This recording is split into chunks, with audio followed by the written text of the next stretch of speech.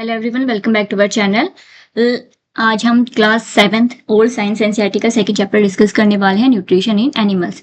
अगर आप teaching exams की प्रिपरेशन कर रहे हो, ठीक है, सी टेट हो गया, यूपी टेट हो गया, ठीक, या फिर ईएमआरएस के भी हो गया, तो उन सब के लिए ये वीडियो आपके लिए काफी हेल्पफुल रहने वाली है। So let's start. क्या आपने कभी सोचा जो खाना हम खाते हैं वो शरीर में जाकर कहाँ जाता है, या फिर जो गाय अपना जो खाना है उसको मुंह में लाकर बार बार क्यों चबाती है, और जो अमीबा होता है, ठीक है, बिना माउथ के वो कैसे अपना खाना खाता है। तो इन सभी फैक्ट्स के बारे में आज हम जानेंगे ये क्या क्या होते हैं। सबसे पहले हम बात करते हैं व्हाट इज न्यूट्रिशन। न्यूट्रिशन क्या होता है? जो प्रोसेस होती है जिसमें हम फूड को अंदर लेते हैं, ठीक है, और हमारी बॉडी उसको यूटिलाइज करती है, ठीक है, वो क्या कहलाता है? आपका न्यूट्रिशन कहलाता है, ठीक है। ये जो न्यूट्रिशन आपने लिया, ये किसने रिक्वायर्ड होता है? आपकी बॉडी को एनर्जी के लिए, ग्रोथ के लिए, एंड रिपेयर जो आपके डैमेज बॉडी पार्ट्स होते हैं उनके लिए, ठीक है। हमारी जो फूड के कंपोनेंट्स हैं वो क्या क्या है? Carbohydrate, fat, proteins, vitamin, minerals and roughage, ये हमारे फूड के कंपोनेंट्स हैं। अब हम बात करते हैं कि जो डाइजेशन है वो क्या होता है। डाइजेशन मीन्स क्या होता है? ये जो कार्बोहाइड्रेट होते हैं, ठीक है, कॉम्प्लेक्स सब्सटेंसेस होती हैं, ठीक है, उसको हमारी बॉडी इस कॉम्प्लेक्स फॉर्म में जो है डाइजेस्ट नहीं कर पाती है, तो उसको ब्रोक किया जाता है सिंपल कंपोनेंट्स में, ठीक है, और बाद में इस जो कंपोनेंट्स है इससे हमें क्या मिलती है? एनर्जी मिलती है। और यही जो ब्रेक डाउन की प्रोसेस है, कॉम्प्लेक्स कंपोनेंट्स जो होते हैं फूड को, उनको सिंपल सब्सटेंसेस में कन्वर्ट करने में ये क्या कहलाती है? आपकी डाइजेशन कहलाती है। नाउ अब हम बात करते हैं कौन कौन से मैकेनिज्म होते हैं जिनसे जो डिफरेंट टाइप के जो एनिमल्स होते हैं वो अपना फूड इनटेक करते हैं, ठीक है। जैसे कि आप ने देखा होगा कि जो हनी बीज होती हैं, हमिंग बर्ड्स होते हैं, मॉस्किटोज होते हैं, बटरफ्लाई या लाइस होती हैं, वो साइफनिंग या सकिंग करती हैं, ठीक है। जो मॉस्किटो आपने देखा होगा कि जो ब्लड है उसको सक करता है, ऐसे ही जो हनी बीज होती हैं, ठीक है, या हमिंग बर्ड होती हैं, वो फ्लावर से उनका जो नेक्टर है उसको वो साइफन करती हैं, यानी कि चूसती हैं, ठीक है। ऐसे ही जो पाइथन्स होते हैं, ठीक है, स्नेक होते हैं, वो स्वेलोइंग करते हैं, वो अपना जो प्रे होता है उसको एक साथ ही पूरा का पूरा निगल लेते हैं। जो एक्वेटिक एनिमल्स होते हैं, ठीक है, वो फिल्टर फीडिंग करते हैं, ठीक है, इस तरह से ये जो फूड पार्टिकल्स होते हैं उनको फिल्टर करके वो खाते हैं पानी में से। अगर हम स्नेल्स, एंट्स और हाउस फ्लाइज की बात करते हैं तो वो स्क्रैप और चिप करके अपना जो खाना है वो खाती हैं। इसमें ही एक बहुत इंटरेस्टिंग एग्जाम्पल आता है स्टारफिश का। जो स्टारफिश होती है, ठीक है, वो किस पे फीड करती है? उन एनिमल्स पे फीड करती है जिनका जो शेल होता है वो किसका बना होता है? कैल्शियम कार्बोनेट का बना होता है। इसके लिए क्या करती है जो स्टारफिश होती है, ये पूरे का पूरा अपना जो माउथ स्टमक होती है, ठीक है, उसको पूरा का पूरा बाहर निकाल देती है, उस ऑर्गेनिज्म को लेती है, ठीक है, और उसके ये जो सॉफ्ट एनिमल होता है, ठीक है, उसकी बॉडी में उसको ये फीड करती है, ठीक है, और वापस से अपना जो स्टमक है उसको अंदर ले लेती है। तो ये इसमें काफी इंटरेस्टिंग मैकेनिज्म है फीडिंग करने के लिए। ना अब बात करते हैं हमने जो फर्स्ट चैप्टर था उसमें डिस्कस किया था autotrophic mode of nutrition and heterotrophic mode of nutrition.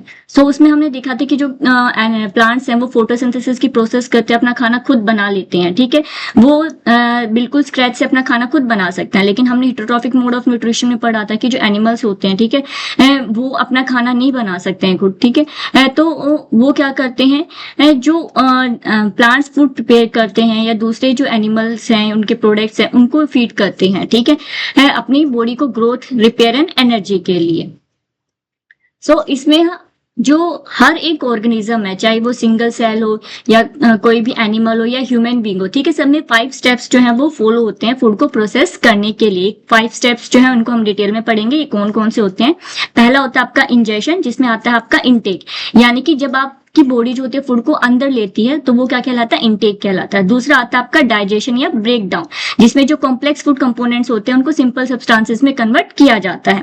Third आता है एब्जॉर्प्शन, ठीक है, जिसमें से जो यूजफुल न्यूट्रिएंट्स होती हैं आपकी बॉडी जो होती है उसको एब्जॉर्ब कर लेती है, आपके ब्लड में जाता है, ठीक है। फिर आता है फोर्थ स्टेप, यानी कि यूटिलाइजेशन, जो बॉडी ने न्यूट्रिएंट्स एब्जॉर्ब किए हैं, ठीक है, उससे क्या एनर्जी जो होती है रिलीज होती है, एनर्जी रिलीज होती है, ठीक है। Then last step is egestion, जो अनडाइजेस्टेड फूड है या अनअब्जॉर्ब जो वेस्ट है, ठीक है, वो फीकल फॉर्म में जो है आपकी बॉडी से बाहर हो जाता है। तो इन 5 स्टेप्स में ही पूरी डाइजेशन की आपकी प्रोसेस होती है। एक सिंगल सेल से लेके जो कॉम्प्लेक्स ऑर्गेनिज्म होता है इन्हीं 5 स्टेप्स को फॉलो करता है। अब हम इनके बारे में डिटेल में पढ़ेंगे 1 by 1। सबसे पहले हम ह्यूमन डाइजेशन की बात कर रहे हैं तो हमें क्या पता होना चाहिए, ह्यूमन एलिमेंट्री कैनाल के बारे में पता होना चाहिए। ये कंटिन्यूस पाथवे होता है, ठीक है, जो हमारी माउथ यानी कि बकल कैविटी से स्टार्ट होता है और एनएस पे जाके रुकता है। इसमें आपके क्या क्या आते हैं, एसोसिएटेड जो ग्लैंड्स है वो इसके अंदर आते हैं और साथ में आपके ये जो डाइजेस्टिव ऑर्गन्स है वो आते हैं, ठीक है। इसमें बकल कैविटी, यहाँ से जब हम फूड इनटेक करते हैं वो इसोफेगस में जाता है जो एक पाइप लाइक स्ट्रक्चर होता है, देन वो स्टमक में जाता है जहाँ पे उसका पार्शियल डाइजेशन होता है, उसके बाद वो स्मॉल इंटेस्टाइन में जाता है जहाँ पे जो है उसको एब्जॉर्ब किया जाता है, देन लार्ज इंटेस्टाइन जहाँ पे वाटर जो होता है वो एब्जॉर्ब होता है, अनडाइजेस्टेड फूड जो होता है वेस्ट होती है वो एनएस के थ्रू बॉडी से बाहर। एसेसरी ग्लैंड्स की हम बात करते हैं तो इसमें हम आपका लीवर जो है उसको लेते हैं, इसके अलावा आपका जो है गैल ब्लैडर आता है एंड पैनक्रियास। ये आपके क्या है, एसेसरी ग्लैंड्स हैं जो कि डाइजेशन में आपकी हेल्प करते हैं। एक इसमें आपका स्लेवरी ग्लैंड भी आता है जो आपके माउथ में बकल कैविटी के यहाँ पे होता है। नाउ नेक्स्ट, सबसे पहले स्टेप के बारे में बात करते हैं, इंजेशन और मैकेनिकल ब्रेकडाउन कैसे होता है फूड का। हमारी जो बकल कैविटी होती है, माउथ होती है, वहां से डाइजेशन जो होता है वो शुरू होता है, ठीक है। जो टीथ होते हैं वो मैकेनिकली फूड को क्रश करते हैं, ठीक है। जो स्लाइवा होता है वो फूड को सॉफ्ट बनाता है, ठीक है। और स्लाइवा में जो है स्लाइवरी अमाइलेज नाम का एंजाइम होता है जो स्टार्च को शुगर में कन्वर्ट करता है। 4 टाइप के टीथ आपको देखने को मिलते हैं, incisors, canines, premolars and molars. जो इंसिजर्स होते हैं फ्रंट कटिंग टीथ होते हैं, कैनाइन्स जो होते हैं वो पियरिंग और टीयरिंग के लिए यूज किए जाते हैं, शार्प एंड होता है इनका। देन प्रीमोलर्स चीविंग और ग्रिंडिंग में यूज होता है इनका, एंड मोलर्स जो है वो हैवी ग्रिंडिंग करते हैं। इसके बाद आपने देखा होगा कि हमारे जो ह्यूमंस हैं उसमें 2 सेट ऑफ जो टूथ आपको देखने को मिलते हैं। जो फर्स्ट सेट होता है वो होता है मिल्क टूथ, जो एक एज यानी कि 6 to 8 ईयर्स की जब आपकी एज होती है तो फॉल डाउन हो जाते हैं और उसके बाद वो परमानेंट टीथ से रिप्लेस हो जाते हैं। अगर आप बात करते हैं जो टीथ फॉर्मूला है ह्यूमन बींग्स में वो क्या है,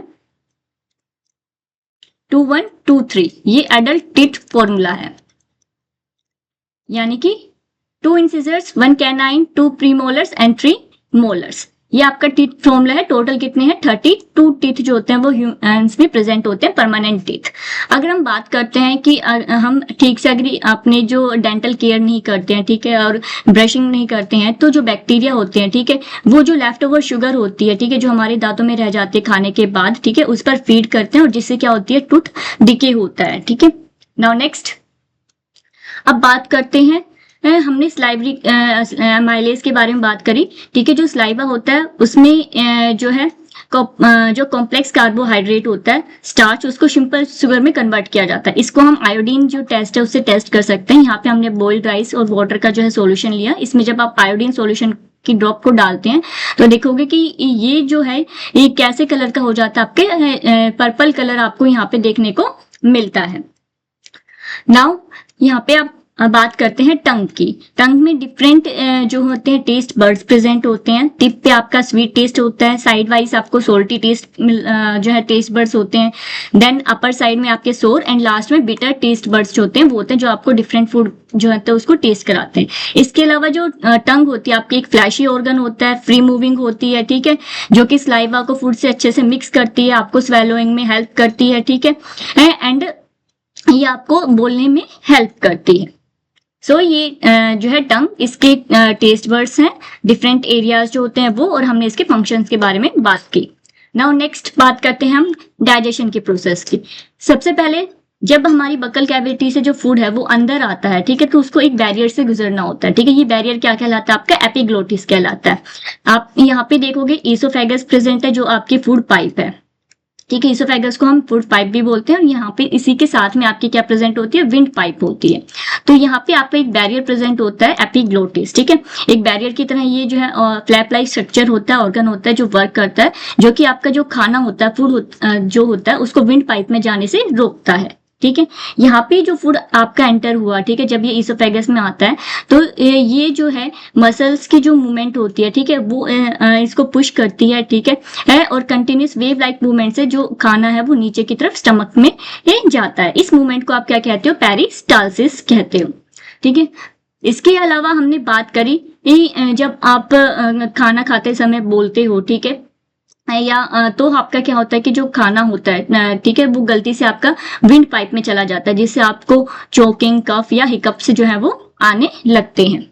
नाउ अब हमारा जो केमिकल जर्नल है, यानी कि हम डाइजेशन के बारे में बात करने लगे हैं। स्टमक में जाता है, ठीक है, जहाँ पे आपका जो डाइजेशन है वो स्टार्ट होता है, ठीक है। स्टमक जो एक थिक वॉल्ड ऑर्गन है, ठीक है, यू शेप होता है ये, ठीक है, यू या जे शेप आप इसको लेते हो, ठीक है, जिसमें आपका ये आप इसको एसिडिक मिक्सिंग चैम्बर बोल सकते हो, जिसमें जो प्रोटीन्स है उनका ब्रेकडाउन स्टार्ट होता है।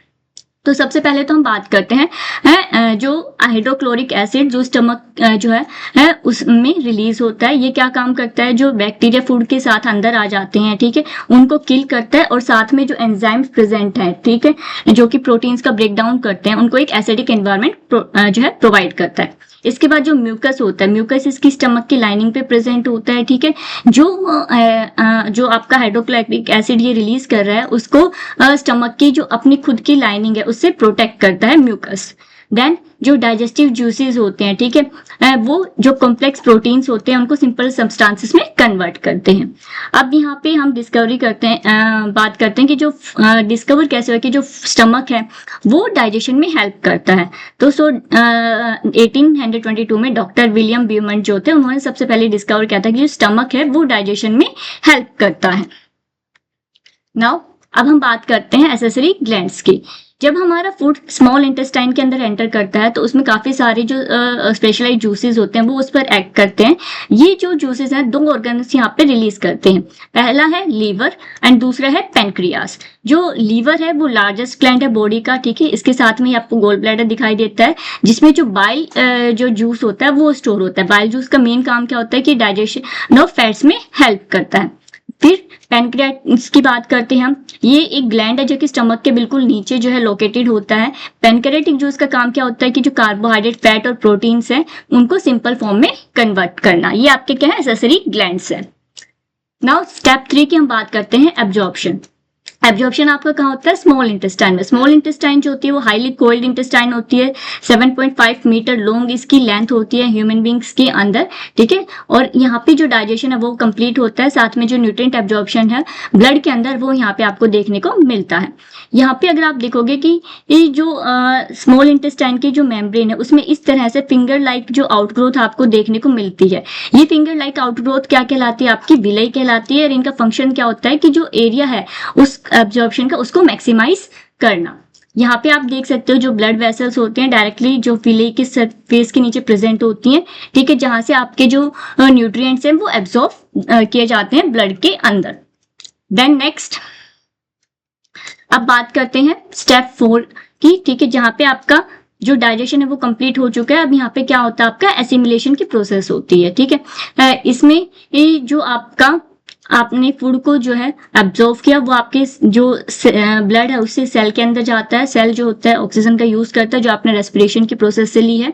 देन आपकी जो एनर्जी है वो रिलीज होती है, साथ में CO2 एंड वाटर रिलीज होता है। इसी प्रोसेस को आप क्या कहते हो, डाइजेशन कहते हो। एक्सोथर्मिक प्रोसेस है ये, ठीक है, क्योंकि यहाँ पे जो है हीट की फॉर्म में भी एनर्जी रिलीज होती है। नाउ जो कार्बोहाइड्रेट थे वो सिंपल फॉर्म ग्लूकोज में कन्वर्ट हो जाते हैं। जो फैट्स होते हैं वो फैटी एसिड और ग्लिसरॉल में कन्वर्ट हो जाते हैं। जो प्रोटीन्स होते हैं वो अमीनो एसिड में कन्वर्ट हो जाते हैं। अब आपका जो वाटर होता है, ठीक है, वो कहाँ पे एब्जॉर्ब होता है, लार्ज इंटेस्टाइन में। ये शॉर्टर होती है लेकिन ये वाइडर होती है स्मॉल इंटेस्टाइन के कंपैरिजन में, ठीक है। इसका मेन फंक्शन क्या होता है कि जो वाटर है उसको रीअब्जॉर्ब करना, ठीक है, और जो अनडाइजेस्टेड मटेरियल है उसको नीचे पुश डाउन करती है। एंड देन लास्ट स्टेप आता है आपका इजेशन, जहाँ पे जो वेस्ट मटेरियल है, ठीक है, सेमी सॉलिड जो फीकस मैटर है वो रेक्टम के थ्रू एनएस से बाहर हो जाता है। सो यहाँ पे लार्ज इंटेस्टाइन जहाँ पे वाटर जो है वो वापस रीअब्जॉर्ब कर लिया जाता है। इसके अलावा आप देखोगे कि कभी कभी जो है एक्सेसिव लॉस हो जाता है पानी, जो वाटर होता है उसका। डिफरेंट इसके रीजंस हो सकते हैं, डायरिया की वजह से या कोई आपको स्टमक इन्फेक्शन हो गया, तो इस केस में आपको जो ORS ओरल रिहाइड्रेट सॉल्यूशन वो दिया जाता है ताकि आपको डिहाइड्रेशन ना हो। नाउ अब बात करते हैं रूमिनेंट एनिमल्स के बारे में। जो ह्यूमन बींग्स होते हैं वो सेलुलोज यानी कि जो प्लांट फाइबर होते हैं उसको डाइजेस्ट नहीं कर पाते हैं, ठीक है। लेकिन जो ग्रेजिंग एनिमल्स होते हैं जैसे काव हो गया, बफेलो हो गया, हॉर्स हो गया, ठीक है, उनके पास एक मल्टी चैम्बर स्टमक होता है, ठीक है, और 2 पार्ट्स में वो इस चीविंग की प्रोसेस को करते हैं। ये जो एनिमल्स हैं इनको हम क्या बोलते हैं, रूमिनेंट्स बोलते हैं। पहला क्या स्टेप होता है, जो ग्रास होती है, ठीक है, जिसमें जो आपका सेलुलोज प्लांट फाइबर होता है वो इसको सीधा इसका जो स्टमक होता है रूमन उसके अंदर लेके जाते हैं ये। सेकंड जो स्टेप होता है यहाँ पे, जो सेलुलोज ईटिंग जो बैक्टीरिया होते हैं, एंजाइम्स होते हैं, वो उसको पार्शियली डाइजेस्ट करते हैं और उसको किस में कन्वर्ट करते हैं, कर्ड में कन्वर्ट करते हैं। देन जो कर्ड आपका बना है उसको वापस माउथ में भेजा जाता है, ठीक है, और यहाँ पे ये इसको बार बार जो है चीविंग करता है, कडिंग करता है, ठीक है, और लास्ट स्टेप में जब फाइनली ये जो है चीव कर लेते हैं, ठीक है, और डाइजेशन हो जाता है तब इसको फाइनली डाइजेशन के लिए भेज दिया जाता है। सो ये है रूमिनेंट्स। नाउ अब बात करते हैं एक माइक्रोस्कोपिक ईटर यानी कि अमीबा की, ठीक है। सिंगल सेल ऑर्गेनिज्म है ये, जो कि पॉन्ड वाटर बॉडीज में आपको देखने को मिल जाता है। इसके पास कोई भी माउथ नहीं है, स्टमक नहीं है, कोई भी फिक्स शेप नहीं होती, लेकिन फिर भी ये अपनी ये जो सारे न्यूट्रिशनल स्टेप्स हमने एक ह्यूमन बीइंग में देखे हैं वो सारे के सारे स्टेप इसमें देखने को आपको मिलते हैं। इसकी जो मेम्ब्रेन है, ठीक है, इसकी कोई पर्टिकुलर मेम्ब्रेन नहीं होती है, शेप नहीं होती है। इसकी क्या होती है, सूडोपोडिया होती है। इसको क्या बोलते हैं हम, false feet. Pseudo means false and podium means food, ठीक है। इसके अंदर आपको जो है फूड वैक्यूल्स देखने को मिलते हैं। साइटोप्लाज्म जो है ये है, dense nucleus and cell membrane. अब इसके स्टेप्स की बात करते हैं कि डाइजेशन कैसे होता है इसके अंदर। फर्स्ट, ये फूड पार्टिकल्स होते हैं उसको सेंस करता है, अपना जो सूडोपोडिया होता है उसको एक्सटेंड करता है फूड पार्टिकल की तरफ, फिर इसको एनगल्फ कर लेता है जो फूड होता है उसको, ठीक है। देन यहाँ पे जो है डाइजेस्टिव जो फूड वैक्यूल इसके अंदर था वो डाइजेस्टिव जूसेस को जो है रिलीज करता है, जो फूड पार्टिकल्स है उसको ब्रेक डाउन करता है, ठीक है। साइटोप्लाज्म के अंदर ही उसका डाइजेशन होता है और एब्जॉर्प्शन होता है। एंड फाइनली जो आपका वेस्ट जो होता है, ठीक है, वो अपनी जो है सेल से इसको बाहर कर दिया जाता है by the process of egestion. तो हमने देखा कि जो 5 स्टेप्स हमने ह्यूमन डाइजेशन में देखे थे वो ही सारे स्टेप्स हमें जो है अमीबा में भी देखने को मिलते हैं। नाउ एक क्विक जो है रिवीजन कर लेते हैं इस चैप्टर का जो हमने पढ़ा। हमने प्लांट्स के बारे में पढ़ा कि वो फोटोसिंथेसिस से अपना फूड प्रिपेयर करते हैं जबकि एनिमल्स नहीं कर पाते। इसके बाद हमने जो है लास्ट चैप्टर में डिस्कस किया था हर्बीवोर्स, कार्निवोर्स और ओमनिवोर्स के बारे में। हर्बीवोर्स वो एनिमल्स जो प्लांट प्रोडक्ट्स को ईट करते हैं, कार्निवोर्स जो है सिर्फ मीट प्रोडक्ट्स जो होते हैं उनको ईट करते हैं, ओमनिवर्स जो प्लांट एंड एनिमल प्रोडक्ट्स दोनों ईट कर सकते हैं। फिर हमने न्यूट्रिशन के बारे में जाना, ठीक है, इसमें बॉडी जो है उसको रिक्वायरमेंट क्यों होती है, कैसे कौन कौन से फूड इनटेक के मैकेनिज्म्स होते हैं और कैसे हमारी बॉडी उसको जो है यूटिलाइज करती है। फिर हमने इंपॉर्टेंट कंपोनेंट्स यानी carbohydrate, protein, fats, vitamin, minerals and water, ये हमारे कंपोनेंट्स ऑफ फूड हैं। फिर हमने स्टारफिश के बारे में जाना कि कैसे वो अपने स्टमक को आउट करके जो है डाइजेशन करती है। इसका फीडिंग जो मेथड है वो बहुत ज्यादा डिफरेंट है। फिर डिफरेंट मोड ऑफ फीडिंग की बात करी डिफरेंट एनिमल्स में। हमने जो है ह्यूमन डाइजेशन के बारे में जाना, कौन कौन से स्टेप होते हैं, माउथ एंड बक्कल कैविटी के बारे में पढ़ा। देन टीथ जो है डिफरेंट टाइप के टीथ उनके बारे में, incisors, canines, premolars and molars. जो टीथ फॉर्मूला है 2 1 2 3 उसके बारे में पढ़ा। टोटल 32 जो टीथ हैं वो आपको ह्यूमन में देखने को मिलते हैं। 2 सेट्स होते हैं, एक होते हैं आपके मिल्क टीथ, एक होते हैं आपके परमानेंट टीथ। डाउन फिर हमने डाइजेशन पढ़ा, कैसे बकल कैविटी में डाइजेशन स्टार्ट होता है। जो स्लाइवरी ग्लैंड होता है वहां पे जो स्लाइवा होता है वो इस पे एक्ट करता है, पार्शियल डाइजेशन होता है। देन इसोफेगस में पेरिस्टाल्सिस होती है, स्टमक के अंदर जाता है, स्टमक में जो HCl होता है वो बैक्टीरिया को किल करता है, एसिडिक एनवायरनमेंट प्रोवाइड करता है एंजाइम्स के लिए। फिर हमने म्यूकस के बारे में जाना कि कैसे वो स्टमक की लाइनिंग को प्रोटेक्ट करता है। फिर हमने लीवर और गैल ब्लैडर के फंक्शन को देखा, ठीक है, पेनक्रियास के फंक्शन को देखा। स्मॉल इंटेस्टाइन में माइक्रोविलाई प्रेजेंट होते हैं जो एब्जॉर्प्शन एरिया को इंक्रीज करते हैं। लार्ज इंटेस्टाइन में जो होता है रीअब्जॉर्प्शन होता है वाटर का, एंड एनएस के थ्रू जो फीकल मैटर है वो फाइनली बॉडी से बाहर हो जाता है। हमने जो टंग है और इसके फंक्शंस के बारे में भी पढ़ा। सो आई होप आपको वीडियो अच्छी लगी होगी। चैनल को लाइक शेयर सब्सक्राइब करें। Thank you.